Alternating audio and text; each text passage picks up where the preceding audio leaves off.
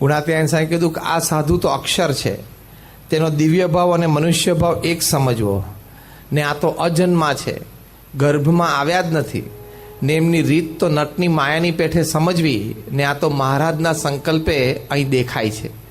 ગુણાતીતાનંદ સાહેબ કહ્યું કે મહારાજ આ લોકમાં આવ્યા તે ભેગા આ લોકમાં સાધુ આવ્યા, બાકી આ સાધુ આ લોકમાં હોય નહીં.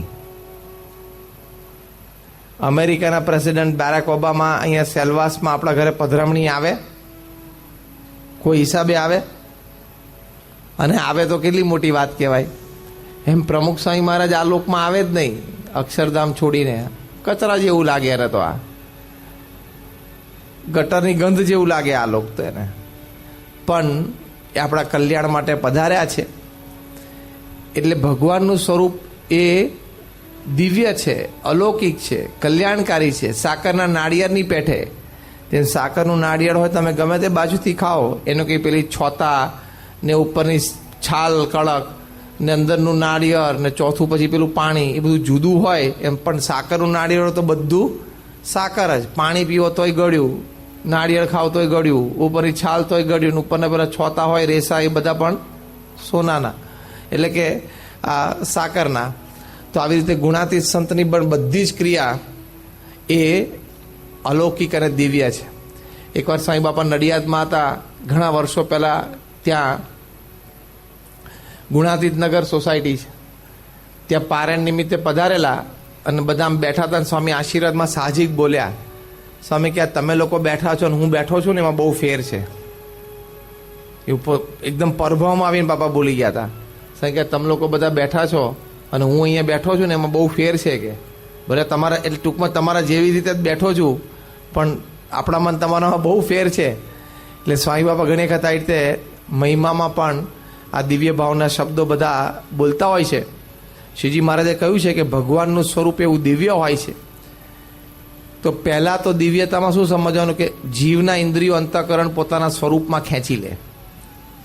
ગુણાતીતાનંદ સ્વામી લખ્યું કે ભગવાનનું લક્ષણ શું? ભગવાન મનુષ્ય દેહ કરીને પૃથ્વી ઉપર પ્રગટ હોય તેનું લક્ષણ શું? તો ગુણાતીતાનંદ સ્વામી લખ્યું કે એ જીવનું જે મન, દરેક વ્યક્તિનું મન પોતાની મૂર્તિમાં ખેંચી લે, એ એમની દિવ્યતા હોય. કોઈ શ્રદ્ધાથી એકવાર એમના દર્શન કરે, એને એમનો નિશ્ચય થાય. નાસ્તિક હોય તો આસ્તિક થઈ જાય, વ્યસની હોય તો વ્યસન મૂકી દે. દર્શનથી, સ્પર્શથી આવી દિવ્યતા તે પ્રમુખ સ્વામી મહારાજના જીવનમાં ઘણી વખત આપણને જોવા મળ્યું છે. મહારાજે વડતાલના 13મા વતનામૃતમાં લખ્યું છે કે તે ભગવાનની મૂર્તિ દેખવામાં તો મનુષ્ય સરખી જ આવતી હોય, પણ એ અતિશય અલૌકિક મૂર્તિ છે. એટલે મનુષ્ય રૂપે જે ભગવાન સાધુ રૂપે હોય એના વિશે વાત લખે છે. જેમ પૃથ્વીને વિશે સર્વે પથરા છે, તેમાં ચમકપાણ પણ પથરો છે, પણ ચમકપાણમાં સહેજે જેવો ચમત્કાર રહ્યો છે. જે ચમકના પર્વતને સમીપે વહાણ જાય ત્યારે તેના ખીલા ચમકના પાણા પાસે તણાઈ આવે છે. તેમ ભગવાનની જે મૂર્તિ તે રાજા રૂપે છે ને સાધુ રૂપે છે. તે મૂર્તિનું જ્યારે જે જીવ શ્રદ્ધાએ કરીને દર્શન કરે છે ત્યારે તેના ઇન્દ્રિયો તે ભગવાન સન્મુખ તણાઈ જાય છે. આ મનુષ્ય સ્વરૂપમાં દિવ્યતા કે એમના દર્શન કરે, એમ પ્રમુખ સ્વામી મહારાજનો સ્પર્શ કરે, પ્રમુખ સ્વામી મહારાજનો અવાજ સાંભળે, એમાં એનું મન ખેંચાઈ જાય, એને સત્સંગ થઈ જાય, ભગવાનમાં શ્રદ્ધા વધી જાય, પ્રમુખ સ્વામી મહારાજ પ્રત્યે પ્રીતિ થઈ જાય. હા, ઐશ્વર્ય. 1984ની સાલમાં પ્રમુખ સ્વામી મહારાજ લંડન પધારેલા. ત્યાં તે વખતે તો આપણી પાસે મંદિર અને હોલ નહીં, તે બહાર એક હોલ 7 દિવસ માટે પારાયણ માટે રેન્ટ કરેલો, એટલે કે ભાડે રાખેલો. પૂજ્ય વિવેક સાગર સ્વામી પારાયણ કરતા હતા અને બાપા સભામાં રોજ બેસે, હરિભક્તોને દર્શન થાય છે, એટલે બાપા પણ આશીર્વાદ આપે, બધાને વ્યક્તિગત દર્શનનો લાભ મળે. બધા હરિભક્તોને તે જમવાનું હતું. મોટું આમ કન્વેન્શન સેન્ટર જેવું હતું આ હોલ. પછી બાજુમાં પાર્કિંગ હતું, પછી ફેન્સ હતી, ફેન્સની પેલી બાજુ પણ બીજું પાર્કિંગ હતું, અને એ પાર્કિંગવાળા પેલી બાજુના ક્લબ હાઉસને સ્વિમિંગ પુલને જીમમાં જાય, અને આ બાજુના પાર્કિંગવાળા આવી સભા હોય તો એમાં આવે. એટલે એક જ મોટા પ્લેસ ઉપર આખું બધી ફેસિલિટીઝ હતી, પાર્કિંગ વચ્ચે કોમન, એટલે બધાને પાર્કિંગમાંથી ઉતરીને પોતપોતાના સ્થાને જવામાં નજદીક થાય. બાપા આશીર્વાદની શરૂઆત કરી. બહાર એક સ્પીકર મૂકેલું હતું, એટલે પાર્કિંગ વિભાગના સ્વયંસેવકોને બાપાના આશીર્વાદ અને પારાયણનો સેવા કરતા કરતા કથા વાર્તા સાંભળવાનો લાભ મળે. બાપાના આશીર્વાદ શરૂ થયા, 5-1 મિનિટ થઈ હશે, ત્યાં પેલી બાજુ ક્લબમાં અને જીમમાં આવવા માટે એક વ્હાઇટ બ્રિટિશર દોડ્યો, ત્યાંનો અંગ્રેજ, એ ગાડી લઈને એને પાર્ક કરીને ગાડીમાંથી નીચે ઉતર્યા. એ નીચે ઉતર્યા ને ત્યારે સ્પીકર ઉપર પ્રમુખ સ્વામી મહારાજ આશીર્વાદ આપતા તેનો અવાજ સંભળાતો હતો. એટલે એકદમ આમ સ્પીકર સામે જોઈને એની આંખ ચોંટી ગઈ અને આમ જોઈ રહ્યા. પછી આપણે 5-10 સ્વયંસેવકોને બધાને એક જ ડ્રેસમાં આમ જોયા એટલે લાગ્યું કે આ કોક અહીંયા કંઈક કાર્યક્રમ ચાલે છે ને આ લોકો એ લોકોના વોલેન્ટિયર્સ લાગે છે. એટલે આપણે એક સ્વયંસેવકને આવીને એમણે પૂછ્યું કે હુઝ વોઇસ ઇઝ ધીસ, આ અવાજ કોનો છે? હવે આ તો બ્રિટિશર દોડ્યો માણસ, બાપા ગુજરાતીમાં બોલતા તેમાં એક શબ્દ એને ખબર પડે નહીં. એટલે આપણે સ્વયંસેવકે કીધું કે હીઝ આર ગુરુ પ્રમુખ સ્વામી, યસ કમ ફ્રોમ ઇન્ડિયા, ભારતથી આવ્યા છે અને અમારા ગુરુ છે પ્રમુખ સ્વામી. કે તમે કેમ પૂછો છો? એટલે પેલા બ્રિટિશર દોડ્યા માણસ કે his voice has experience of God, એમનો અવાજ છે ને એ ભગવાનના સાક્ષાત્કાર વાળો અવાજ છે. આવો અવાજ મનુષ્યનો હોય નહીં. પછી પેલા દોડ્યા કે હું એમને જોઈ શકું, મારે એમને જોવા છે. આ તમારી મીટિંગ અંદર ચાલે છે તો હું તો મેમ્બર નથી, હું જઈ શકું એવું પૂછે ને આ લોકો. આપણે સંશોધકો ના અમારે તો બધા મેમ્બર આવી જાય ને ભાઈ, બેસ તું બેસ, દર્શન કરજે, વાત સાંભળજે, બીજું શું. કે આપણે એક સ્વયંસેવકોને આમ બાપા સ્ટેજ ઉપર હતા ને આમ બીજા બારણેથી અંદર લઈ આવ્યા અને સ્વામી તો આમ આશીર્વાદ આપતા હતા, માઇક ગોઠવેલું હતું, બાપા બોલતા હતા. સ્વામીને જોયા ને, બાપાની આંખ જોઈને એની આંખ ચોંટી ગઈ અને એક ધારું સ્વામીની આંખ સામે જોઈ રહ્યા. પછી દોડીને પાર્કિંગમાં ગયા, ગાડીમાંથી પોતાનો કેમેરો લીધો, દોડીને પાછા આવ્યા કે મારે એમનો ફોટોગ્રાફ પાડવા છે. પાડ્યા 2-4, પછી દોડીને સભામથી આગળ આવ્યા, આગળ આવીને ફોટોગ્રાફ પાડે.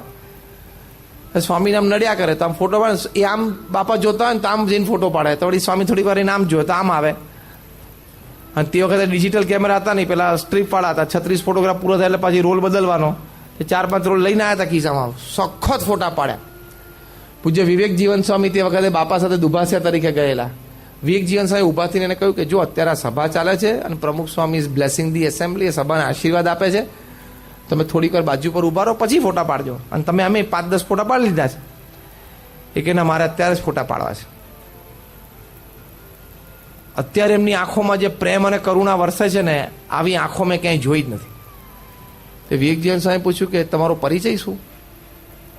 કારણ કે આવું બોલ્યા કે મારે અત્યારે જ પાડવા છે ને આવી આંખો મેં જોઈ નથી. વિવેક જીવન સ્વામી કે તમારો પરિચય? એ ખિસ્સામાંથી એમને વિઝિટિંગ કાર્ડ કાઢ્યું. Peter Snowdon, chief photographer BBC, British broadcasting કોર્પોરેશનના મુખ્ય ફોટોગ્રાફર પીટર સ્નોડન એનું નામ. એણે કહ્યું કે મેં દુનિયાના 200 દેશોમાં 1000થી પણ વધારે આંતરરાષ્ટ્રીય કક્ષાની વિભૂતિઓ, પર્સનાલિટી, વ્યક્તિઓ, સ્પોર્ટ્સમેન હોય, પોલિટિશિયન હોય, એ દરજ્જાના લોકો, એક્ટર, એક્ટ્રેસીસ હોય, એ બધાના મેં ફોટોગ્રાફી કરેલી છે, મોડલ ફોટોગ્રાફી કરી છે. આવી આંખો મેં મારી જિંદગીમાં કોઈ દિવસ જોઈ નથી. અને મેં એમના ચહેરાના ફોટોગ્રાફ પાડ્યા છે, પણ મેં એમની આંખોના ફોટોગ્રાફ બહુ પાડ્યા છે. અત્યારે એમની આંખોમાં જે પ્રેમ અને કરુણા બધા માટે વરસે છે ને, એ એઝ અ ફોટોગ્રાફર અને અનુભવ પછી હું જોઈ શકું છું. એ વિવેક જીવન સ્વામી કે હારું પાડ, બીજું શું. એ ફોટોગ્રાફ પાડ્યા પછી એને તો છેલ્લે બાપાના આશીર્વાદે લીધા. એણે કહ્યું કે પ્રમુખ સ્વામી મહારાજની આંખોના ફોટોગ્રાફ જે મેં પાડ્યા એ હું મારા ચર્ચમાં જઈને હું એક્ઝિબિશન કરવાનો છું, આનું પ્રદર્શન.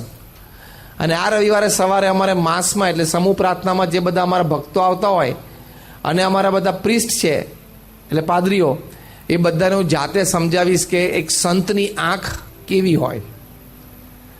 સંતની આંખ આવી હોય, સંતની આંખમાં આટલી કરુણા અને આટલો પ્રેમ હોય. અને ખરેખર આવતા એના પછીના રવિવારે આપણે હરિભક્તો પણ એ ચર્ચમાં જોવા ગયેલા. લગભગ 20થી 25 ફોટોગ્રાફ એમને લાઇનસર લગાડેલા, ખાલી પ્રમુખ સ્વામી મહારાજની આંખો. અને આંખોમાંથી શું ભાવ આવે છે ને જાતે ઉભા રહીને બધાને સમજાવતા હતા. પછી તો એ ઘણીવાર મંદિરે આવતા. જ્યારે બાપા લંડન પધારતા ત્યારે બાપાના દર્શન કરવા માટે પણ પીટર સ્નોડન આવતા. મોટી ઉંમર સુધી આવતા. હમણાં થોડા વખત પહેલા ધામમાં ગયા. પણ સાંઈ બાપાનો અવાજ એ સાંભળીને એમને પ્રતીતિ આવી કે ભગવાનનો સાક્ષાત્કાર હોય ને તો જ આવો અવાજ હોય, નહીં તો આવો અવાજ હોય નહીં. હવે આપણે તો કેટલા આશીર્વાદ સાંભળ્યા બાપાના. પણ શ્રીજી મહારાજ આ લખ્યું કે શ્રદ્ધાએ સહિત જો એ જીવ દર્શન કરે તો એના ઇન્દ્રિયો અંતઃકરણ સત્પુરુષ પોતાની મૂર્તિમાં ખેંચી લે. એવી એક અલૌકિકતા, એવી એક દિવ્યતા એ સત્પુરુષના જીવનમાં આપણને જોવા મળે